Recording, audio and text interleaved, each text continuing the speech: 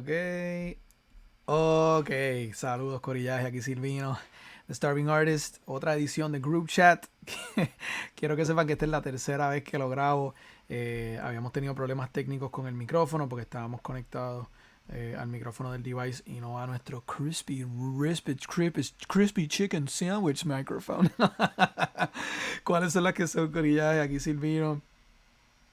Para esta edición de Group Chat, como saben, tomando sus preguntas, contestando de manera generalizada y para propósitos educativos. Como ustedes saben, esto no es una consulta, aquí no hay relación abogado-cliente que aplique, esto es completamente de manera anónimo y son preguntas generalizadas para que el público en general se nutra de este conocimiento. Y saben que estamos transmitiendo directamente desde este servidor de Discord. Y este servidor de Discord es una comunidad, es una base de datos, es un lugar en donde puedes mantenerte actualizado con lo que nosotros estamos haciendo en Starving Artist. Esto es tiene componentes libres de costo, como todo lo que es nuestro contenido local, que incluye enlaces a todo lo que nosotros estamos haciendo en, en, nuestras distintas páginas, desde LinkedIn hasta TikTok, hasta Instagram y este mismo servidor. Tienen todos los artículos de nuestro blog, tienen nuestros videos que los estamos subiendo mientras los vamos poniendo en los distintos canales, todos los podcasts donde salimos, nuestro newsletter y por supuesto la sección que está para nuestros suscriptores de Patreon, que es noticias, recursos, enlaces por industria y la academia, que son contenido externo que está libre al público, que nosotros hacemos un trabajo de curar. También lo intercalamos con un poquito de nuestro contenido también. Nosotros tenemos memorandos, notas explicativas, videos, minicursos. Así que siempre está creciendo, todo este caudal de conocimiento está creciendo. Y esto es en particular para nuestros creativos, profesionales y comerciantes creativos de todo índole, ya sea si tú tienes una agencia, ya sea si tú tienes una galería de arte, ya sea si tú tienes un proyecto de cripto, si tienes un parlor y estudio de tatuaje. Entonces para eso estamos. Y con eso, mi corillaje, vamos a comenzar esta sesión de Group Chat. Tenemos 3 preguntas que queremos atender durante la tarde de hoy. El tema, fíjate, luego de haber visto los asuntos, hay un componente, ¿verdad? Vamos a estar hablando un poco de abogados en esta sesión y también vamos a estar hablando a nuestra comunidad de músicos, pero también en general sobre otros distintos temas. Vamos a comenzar sin más preámbulos. Entonces, primera pregunta. ¿Debo usar contratos modelo? Bien.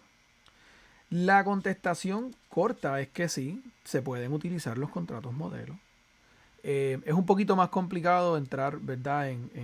Porque uno debe tener cuidado y voy a entrar en eso, tratar de resumirlo un poco. Hay contratos por ahí que son bien, que no varían mucho negocio a negocio. Para mí un ejemplo perfecto es un split sheet, que es un formulario. Tú lo llenas, tú pones quién es el compositor, quién es la publicadora, cuáles son los porcientos, se firma, se puede incluir términos adicionales, pero por lo general es un formulario que se llena. Lo mismo con distintos tipos o con algunos tipos de waivers, con algunos tipos de relevos, que vamos a hablar de eso más adelante, como por ejemplo relevo de responsabilidad en un local para accidentes y caídas y peleas y objetos que se le puedan caer a alguien. Hay distintos tipos de acuerdos que son, que pueden ser programados y ser más estandarizados, pero aún en algo así como en un relevo, hay pormenores, como por ejemplo, pues qué sucede si el que está, ¿verdad?, beneficiándose de ese contrato, la parte que está solicitando el relevo, pues que hay una diferencia si esa persona es un arrendador del local o es el dueño del local, ¿verdad? Si hay o no hay una póliza de seguro. So, siempre hay pequeños detalles en todos estos distintos contratos que van a aplicar caso a caso.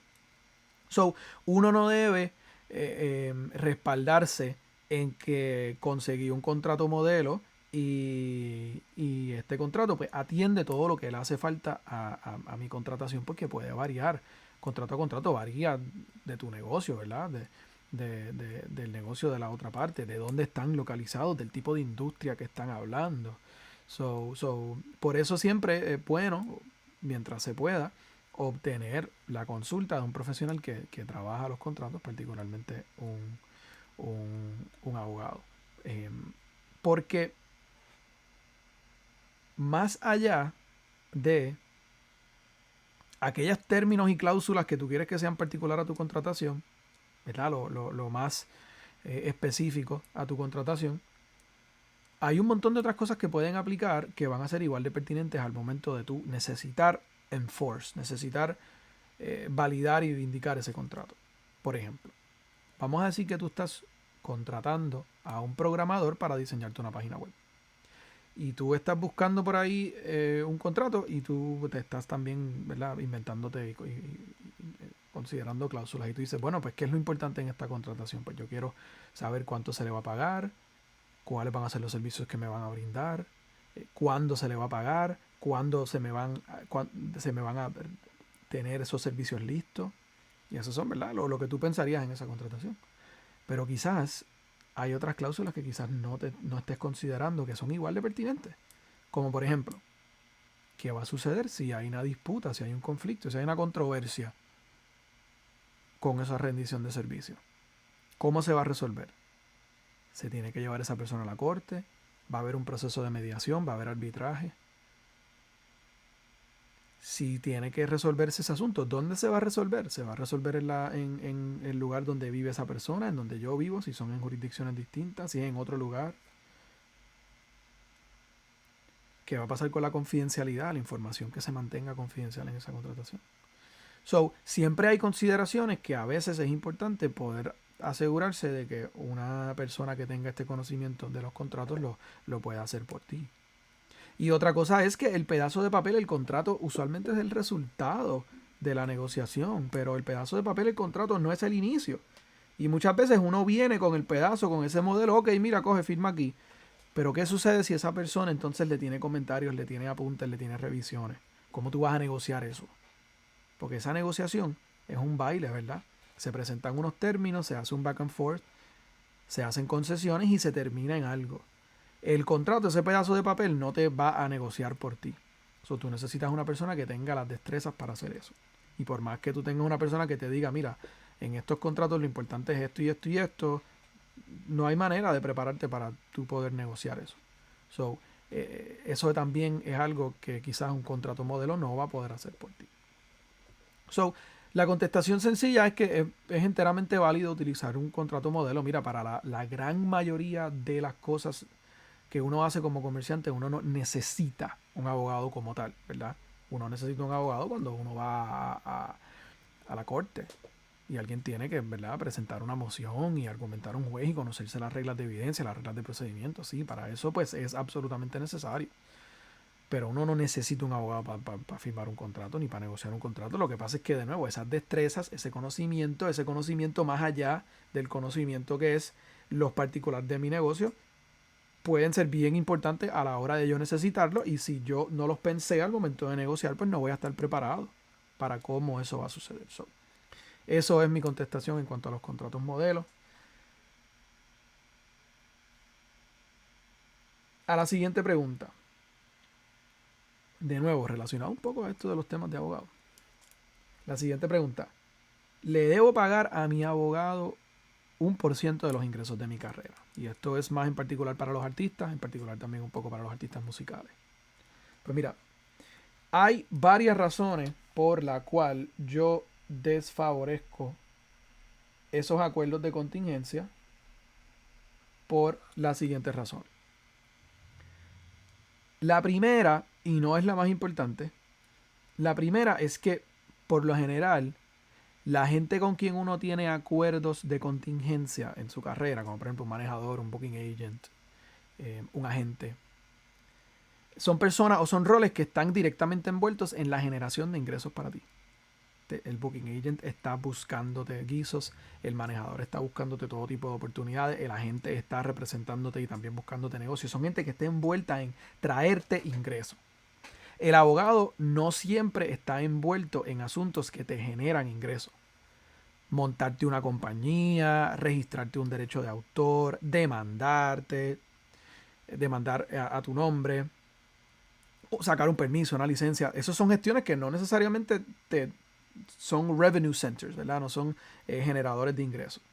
Eso se hace bien difícil poder cuantificar de dónde, ¿verdad? Cómo se cuantifica esa participación.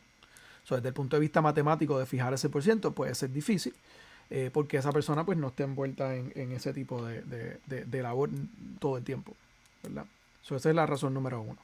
La segunda razón, y esta razón es la más importante, es porque tú quieres evitar un conflicto de interés. Tú no quieres que tu abogado esté en conflicto de representar tus mejores intereses y ser tu representante desinteresado y querer generar ingresos para ellos mismos. Y eso es lo que pasa cuando la persona está a contingencia. ¿Por qué pasa eso? Porque mira, el abogado o abogada tiene el deber legal de ser tú para propósitos legales, de representarte en una corte, de negociar un contrato por ti, de hablar por ti, de comunicarse por ti. Esa persona tiene el deber de representar tus mejores intereses por encima de los intereses de esa persona. Y entonces si esa persona trabaja a contingencia, va a haber un momento en donde el interés de esa persona de generar dinero va a venir en conflicto con el interés de representar esos mejores intereses por encima de ellos. Porque vamos a decir que te llega un contrato de disquera que te quieren dar un adelanto de $1 millón. Y yo siendo tu abogado, tengo un contrato contigo donde tú me vas a dar el 20% de los ingresos de tu carrera.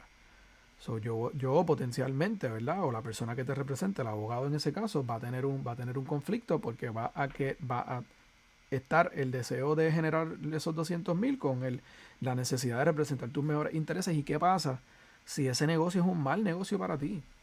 Si estás dando tus derechos de autor, todo, si es un contrato a perpetuidad, si te están llevando un 90% de tu carrera, o sea, un mal negocio. Pues esa persona, pues el querer cobrar va a venir encontrado con el querer darte a representarte sin pensar en ellos mismos. Eso es un conflicto que tú quieres evitar y nosotros como abogados tenemos un deber de evitar la apariencia de los conflictos, no tan solo los conflictos, sino hasta la apariencia de los conflictos. Y entonces eso es importante que tú no pongas a esa persona en esa posición. Y eso es lo que pasa, eso es lo que yo veo cuando yo veo a personas que son gente que son de educación legal o sean practicantes legales y entran en estos roles semi-manejo, semi-legal. A veces los artistas terminan desencantados porque dicen, espérate, ¿para quién tú estás jugando? O estás jugando para ti, o estás jugando para la gente que tú me estás trayendo, que representas, estos contactos tuyos, o sea, tú quieres evitar eso en todo momento. Entonces, otra razón importante por la cual que yo pienso que te beneficia no tener un abogado contingencia es porque tú, entonces, de lo que tú cobras, tú te quedas con ese dinero. Tú no le debes a esa persona de los ingresos que entren de tu carrera. Tú le estás pagando a esa persona por sus servicios. Solamente por sus servicios, y eso es un acuerdo que ustedes hacen de antemano. Ya sea un flat fee, ya sea un retainer, ya sea una suscripción. Esa persona tú le pagas y esa persona te cobra sus servicios. Y eso también en cuanto a la relación del abogado con su público, pues mantiene uniformidad. Porque si a mí me llega un contrato de disquera donde el adelanto es de $1 y me llega ese mismo contrato de disquera donde el adelanto es $1 millón, yo cobro lo mismo por esos dos servicios. Obviamente, al menos, ¿verdad? De que haya más servicios que hacer, haya más que negociar, haya más que redactar, ¿verdad? Todo depende de la cantidad de servicios, pero mantiene, ¿verdad? Eso uniforme. No te voy a cobrar más por el mero hecho de que es más, el negocio vale más. Entonces eso es lo que sucedería cuando tienes una situación en donde es a contingencia, que quizás pues el abogado no hizo mucho en ese caso y es una cantidad significativa y tú te sientes, espérate, esta persona se está llevando. Y esos son las distintas razones por las cuales debes considerar pensarlo 2 veces antes de necesariamente entrar a un abogado o un representante legal a cobrar a contingencia de tu carrera. Entonces, por último, la próxima pregunta, que no es necesariamente una pregunta, es más análisis de concepto. Quiero hablar de la palabra release en el concepto artístico, en el concepto musical particularmente. Me llega mucho, hablo mucho con personas que mencionan el release, ¿verdad? Quiero que me den el release, estoy buscándole sacar el release, no me quieren dar el release para sacar este tema. ¿Qué significa el release? La palabra release es un concepto, es un documento legal. Un release es un relevo. Un release es una transacción legal en donde una parte releva a otra persona de alguna responsabilidad o de algún daño. Yo me voy a tirar por una chorrera y yo firmo un documento en donde relevo al hotel de que yo no voy a demandar al hotel en el caso de que yo sufra daños por causa de mi actividad en esta chorrera. Eso es un relevo. Yo estoy relevando al hotel de responsabilidad en el caso de que yo sufra daño. Yo voy a una conferencia y me retratan y usan mi foto para propósitos promocionales de la conferencia. Yo firmo un release para relevar el que yo no voy a perseguir acción legal ni ningún tipo de cobro por concepto de ellos utilizar mi imagen y semejanza en conexión con el uso comercial de la misma. Por ello. Eso es un release. Yo estoy relevando mi derecho legal a hacer eso, ¿verdad? A cambio de quizás un pago o a cambio de aparecer en el video, ¿verdad? Lo que yo le estime como valor. Eso es un release. Un release es un relevo. Pero ¿qué sucede? En el contexto usualmente artístico musical, cuando hablamos de release, cuando yo escucho ese concepto, usualmente lo que se significa es aquel documento o gestión que hace falta para que yo consiga poder hacer lo que quiero hacer, ¿verdad? No, que hice este tema con este artista y ese artista tiene una disquera, pues quiero que la disquera me dé el release. Que técnicamente no es un relevo. O sea, si tú haces un featuring, un tema featuring con un artista y ese artista tiene una disquera y la disquera no quiere que ese tema salga todavía por virtud de que está su artista, ellos tienen su mercadeo y su plan y todo, para que ellos permitan la participación de ese artista, ellos no te dan a dar un relevo, no te están relevando de nada, no te están relevando de responsabilidad, ellos te están dando al revés, es una autorización, te están autorizando a que tú puedas utilizar eso. Y va a ser otro tipo de contratación, o sea, va a ser un acuerdo de grabación, va a ser algún otro, una licencia, ¿verdad? Pero no es un release porque no están relevándote de nada. Lo mismo como en el caso cuando estamos hablando en el caso de un contrato de manejo, un contrato de disquera, cuando el artista quiere que salirse de eso, dice, pues quiero que mi manejador o que mi disquera me dé el release. Pues técnicamente no es un release, no es un relevo, es una terminación, es un contrato de terminación, se está resolviendo, es una resolución de un contrato. El relevo puede ser parte de esa terminación, es decir, como parte de la terminación de ese acuerdo, las partes o la compañía te puede relevar a ti de responsabilidad o se relevan las partes mutuamente como parte de la terminación. Las partes aquí acuerdan que no van a perseguir ninguna acción legal en contra de la una a la otra por razón de este contrato y las obligaciones que permanecen o de la misma. Entonces, sí, la terminación puede incluir un relevo, pero no es un relevo ese documento o esa gestión que oficialmente va a hacer que el contrato termine. En efecto, sería una terminación. Cuando hablamos de release, siempre tenemos que pensar qué es el objetivo que se quiere lograr con ese supuesto release. Cuando logremos identificar eso, pues podemos identificar el negocio de que se está hablando. Pero típicamente, por lo general, no vamos a estar hablando de un relevo, porque un relevo es un relevo de responsabilidad, un relevo de acción legal y ese tipo de cosas. Y eso ha sido, corillo, como siempre, muy agradecido de que estén aquí con nosotros. De Starving Artists, saben que estamos transmitiendo directamente desde nuestro servidor de Discord. Conéctense, déjennos saber su retroalimentación, déjennos saber su feedback, si quieren más recursos, de qué tipo y cuáles, si tienen alguna necesidad en particular en cuanto a cosas que quisieran ver en el servidor, déjennos saber, estamos a la orden como siempre. Cabe decir, ¿verdad?, que esto ha sido una discusión para propósitos educativos, para propósitos meramente de informar y nutrir a nuestra comunidad. Ha sido generalizada y pues de ninguna manera constituye, ¿verdad?, representación, consejo, advice legal, asesoría. Es meramente educacional para propósitos de ustedes poder tener un poquito más de conocimiento en cuanto a estos temas. Saben que se pueden comunicar con nosotros directamente a través de este servidor o a través de nuestras otras páginas y estamos a la orden y siempre queriendo escuchar más de ustedes. Los llevamos, los queremos. Será hasta la próxima, corillaje. Nos vemos.